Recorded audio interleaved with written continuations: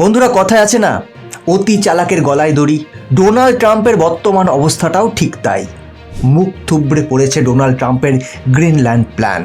একদা আমেরিকার সহযোগী রাষ্ট্রগুলো এবার সরাসরি ডোনাল্ড ট্রাম্পের গ্রিনল্যান্ড ইস্যু নিয়ে ট্রাম্পের বিরোধিতা করতে শুরু করে দিয়েছে। যারা এতদিন আমেরিকার কথায় নাচতো, আমেরিকার হ্যাঁতে হ্যাঁ মেলাতো, নাতে না মেলাতো, সেই ইউরোপ আর এই আমেরিকাকে ভরসা করতে পারছে না। ফলে একের পর এক দেশ প্রকাশ্যে ট্রাম্পের বিরোধিতা করছে। কালকে ইতালির প্রাইম মিনিস্টার জর্জিয়া মেলোনি তিনি বলেছেন যে ইউরোপীয় ইউনিয়নের অবিলম্বে উচিত পুতিনের সঙ্গে কথা বলার। একবার ভাবুন, অর্থাৎ যে পুতিনকে এতদিন ইউরোপের পক্ষ থেকে টেরোরিস্ট আখ্যা দেওয়া হয়েছিল, সেই পুতিনের দ্বারস্থ হতে হচ্ছে ইউরোপের 27টি দেশকে। এতে একটা জিনিস পরিষ্কার বোঝা যাচ্ছে যে ডোনাল্ড ট্রাম্পের উপর তাদের বন্ধু রাষ্ট্রগুলো কিন্তু অত্যন্ত ক্ষুব্ধ। ডোনাল্ড ট্রাম্প ক্ষমতায় এসেই তিনি গ্রিনল্যান্ড দখল করার কথা বলেছিলেন। আজকে 2026-এ এসে ভেনেজুয়েলা কাণ্ডের পর গ্রিনল্যান্ড নিয়ে তিনি অ্যাগ্রেসিভ মুভমেন্ট শুরু করেছেন। যেন তেন প্রকারে তিনি গ্রিনল্যান্ডকে দখল করতে চান। আমেরিকার পক্ষ থেকে গ্রিনল্যান্ডের বাসিন্দা যারা আছেন তাদেরকে বিপুল টাকার প্রস্তাব দেওয়া হয়েছে, যেটা একটা নজিরবিহীন ঘটনা। আমেরিকা গ্রিনল্যান্ডের বাসিন্দাদের বলেছেন তারা যদি আমেরিকার সাথে যুক্ত হতে চায় তাহলে 1 লক্ষ থেকে 10 লক্ষ ডলার অবধি ক্ষতিপূরণ তারা দেবে গ্রিনল্যান্ডের বাসিন্দাদের। ভারতীয় টাকা যার পরিমাণ প্রায় 90 লক্ষ থেকে 1 কোটি টাকা। অর্থাৎ গ্রিনল্যান্ডের মানুষদের এবার কিনতে চাইছে আমেরিকা। যদিও গ্রিনল্যান্ডের রাজনৈতিক দলগুলো তারা পরিষ্কার বলেছেন, আমরা গ্রিনল্যান্ডের বাসিন্দা, গ্রিনল্যান্ডের হয়েই থাকতে চাই, আমেরিকার সঙ্গে যুক্ত হতে চাই না। অর্থাৎ ডোনাল্ড ট্রাম্পের অফার গ্রিনল্যান্ডের বাসিন্দারা গতকাল রিজেক্ট করে দিয়েছে। ইতালির প্রেসিডেন্ট জর্জিয়া মেলোনি তিনি সরাসরি বলেছেন এই মুহূর্তে রাশিয়ার সঙ্গে কথা বলতে হবে ইউরোপীয় ইউনিয়নকে, এটাই একমাত্র রাস্তা। এবং আপনারা শুনলে অবাক হবেন, ডোনাল্ড ট্রাম্প যদি কোনো অবস্থাতেই গ্রিনল্যান্ডকে নিয়ে ডেনমার্কের উপর মিলিটারি আগ্রাসন দেখায় তাহলে ন্যাটোর পতন এক প্রকার নিশ্চিত।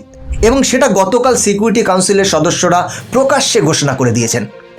ডোনাল্ড ট্রাম্পের বিরোধিতা করে ইউরোপের একের পর এক দেশ একজোট হয়ে স্টেটমেন্ট দিতে শুরু করেছে। Britain, Germany, France, Italy, Spain তারা সরাসরি আমেরিকার বিরোধিতা করতে শুরু করেছে এবং পরিষ্কার বলেছে গ্রিনল্যান্ড ডেনমার্কের সঙ্গে ছিল, ডেনমার্কের সঙ্গেই থাকবে এবং ন্যাটো সেদিকেই কিন্তু ঝুঁকবে। এদিকে আমেরিকা সরাসরি হুঁশিয়ারি দিয়ে বলেছেন গ্রিনল্যান্ড তাদের প্রয়োজন, কারণ রাশিয়া এবং চীনের থ্রেট ক্রমাগত বাড়ছে, যা আমেরিকার জন্য ভবিষ্যতে অত্যন্ত ভয়ানক পরিস্থিতি নিয়ে আসতে পারে। কালকে ন্যাটোর পক্ষ থেকে বিবৃতি দেওয়া হয়েছে যে ন্যাটোর আর্টিকেল 5 অনুযায়ী যদি ডেনমার্কের উপর কোনো দেশ আক্রমণ করে তাহলে ন্যাটোর বাকি সমস্ত দেশ সমবেত হয়ে সেই দেশের উপর ঝাঁপিয়ে পড়বে। অর্থাৎ এক্ষেত্রে যদি আমেরিকা গ্রিনল্যান্ডের উপর আক্রমণ করে তাহলে আমেরিকার উপরেও কিন্তু মিলিটারি এসকালেশনের পথে হাঁটবে। এক্ষেত্রে ন্যাটো কিন্তু ভেঙে যাবে। ন্যাটোর পতন কার্যত সময়ের অপেক্ষা। আরও একটা ইম্পর্টেন্ট বিষয় হলো গ্রিনল্যান্ডে ইতিমধ্যেই একাধিক রাষ্ট্র তাদের মিলিটারি ডিপ্লয়মেন্ট করতে শুরু করে দিয়েছে। যে খবর সামনে এসেছে সেখানে বলা হয়েছে ফ্রান্স এবং জার্মানি ইতিমধ্যেই তাদের মিলিটারি গ্রিনল্যান্ডের শহরটিকে প্রোটেক্ট করার জন্য পাঠিয়ে দিয়েছে। অর্থাৎ আমেরিকা গ্রিনল্যান্ডে ঢোকার আগেই ইউরোপের একাধিক রাষ্ট্র কিন্তু গ্রিনল্যান্ডকে প্রোটেকশনের জন্য আগ বাড়িয়ে চলে এসেছে, যা কিন্তু ডোনাল্ড ট্রাম্পের জন্য যথেষ্ট চাপের। তাহলে পরিস্থিতি যেটা দাঁড়ালো তা হলো Italy, France, Germany, UK, Spain একদিকে, অন্যদিকে ডোনাল্ড ট্রাম্পের আমেরিকা।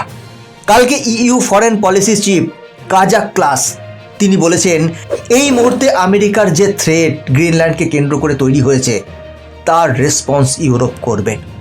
শুধু তাই নয়, ইইউ কাউন্সিলের প্রেসিডেন্ট তিনি পরিষ্কার বলেছেন গ্রিনল্যান্ডকে কেন্দ্র করে যদি ইন্টারন্যাশনাল ল ভায়োলেট করে তাহলে ন্যাটো এর জবাব দেবে। কোনো অবস্থাতেই গ্রিনল্যান্ডকে কেউ আক্রমণ করলে আমরা ছেড়ে কথা বলবো না। আমরা বিশ্বাস করি গ্রিনল্যান্ড ডেনমার্কের অংশ।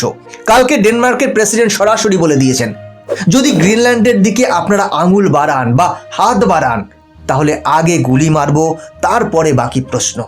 বন্ধুরা, গ্রিনল্যান্ডকে নিয়ে হঠাৎ করে গোটা বিশ্ব আজ অশান্ত হয়ে পড়েছে এবং এই সমস্যা সৃষ্টিকর্তার নাম ডোনাল্ড ট্রাম্প।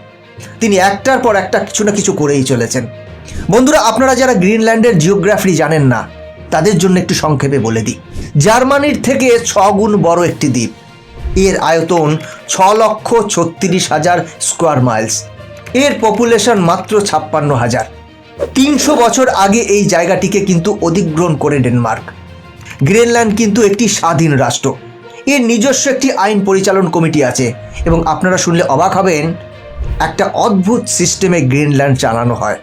গ্রিনল্যান্ডের যদি অটোনমাস স্টেটের বিশ্লেষণ করেন তাহলে দেখতে পাবেন ইন্টারন্যাশনাল গভর্নেন্স এবং সেখানকার ন্যাচারাল রিসোর্স তা কিন্তু কন্ট্রোল করে গ্রিনল্যান্ডের সরকার, কিন্তু ফরেন পলিসি এবং ডিফেন্স তা আবার কন্ট্রোল করে ডেনমার্ক।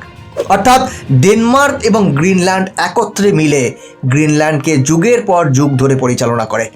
এবার সমস্যা হচ্ছে, সেখানে আমেরিকার প্রেসিডেন্ট ডোনাল্ড ট্রাম্প তিনি হঠাৎ করে বলতে শুরু করেছেন এই গ্রিনল্যান্ড আমেরিকার জন্য অত্যন্ত গুরুত্বপূর্ণ, তাই এটা আমরা চাই। গ্রিনল্যান্ডের যদি ওয়ার্ল্ড ম্যাপে অবস্থানটি দেখেন তাহলে দেখতে পাবেন এটি নর্থ আমেরিকা এবং আর্কটিক রিজিয়নে অবস্থিত। এখন সমস্যা হলো, গ্লোবাল ওয়ার্মিংয়ের পর আর্কটিক রিজিয়নে বরফ গলতে শুরু করেছে, ফলে যুগের পর যুগ ধরে মাটির তলায় লুকিয়ে থাকা ন্যাচারাল রিসোর্স গ্লোবাল ওয়ার্মিংয়ের ফলে পৃথিবীতে আসতে শুরু করেছে এবং ব্যবহারযোগ্য হওয়ার একটা সম্ভাবনা তৈরি হয়েছে। ফলে আমেরিকা এখন এই ন্যাচারাল রিসোর্সের জন্য ভাবতে শুরু করেছে কিভাবে এগুলো কবজা করা যায়। ফলে আমেরিকা যদি গ্রিনল্যান্ডকে দখল করতে পারে তাহলে এই অঞ্চলে রাশিয়া এবং চায়নার ডমিনেন্স অনেকটা কমবে এবং তাদেরকে আমেরিকা এখানে ঢুকতে দেবে না। ফলে আমেরিকা এখন বলছে যে কোনো অবস্থাতেই গ্রিনল্যান্ডকে আমেরিকার প্রয়োজন। রাশিয়ার কাউন্টার পার্ট হিসেবে আমেরিকাকে গ্রিনল্যান্ডকে নিতে হবে এবং প্রধানত রাশিয়া এবং চায়না যেভাবে আমেরিকার উপর চাপ তৈরি করছে তার পাল্টা হিসেবে আমেরিকাও গ্রিনল্যান্ডকে নিয়ে তাদের মিলিটারি শক্তি বৃদ্ধি করতে চায়। আসলে ডোনাল্ড ট্রাম্প ব্যবসায়ী মানুষ, যেখানে তেল সেখানেই তিনি পৌঁছে যান। আর এখানেও শুধুমাত্র চীন এবং রাশিয়ার ডমিনেন্স কমানোর জন্য পৌঁছতে চাইছেন তা কিন্তু নয়। তবে জানা যাচ্ছে আমাদের বিশ্বে যতগুলো আর্থ মিনারেলস বা ক্রিটিক্যাল মিনারেলস পাওয়া যায় তার 34টির মধ্যে 25টি কিন্তু এই গ্রিনল্যান্ড থেকেই পাওয়া যায়। অর্থাৎ এই অঞ্চলের বরফ যেদিন গলবে সেদিন কিন্তু এই অঞ্চল বিশ্বের সর্বোৎকৃষ্ট একটি অঞ্চলে পরিণত হবে, কারণ এখানে কিন্তু ক্রিটিক্যাল মিনারেলসের ভান্ডার আছে। ইম্পর্টেন্ট বিষয় হলো, এখানে ডেনমার্ক এবং গ্রিনল্যান্ড একত্রে এই ন্যাচারাল রিসোর্সগুলো উত্তোলন ব্যান করে রেখেছিল ফর এনভায়রনমেন্টাল সিকিউরিটি।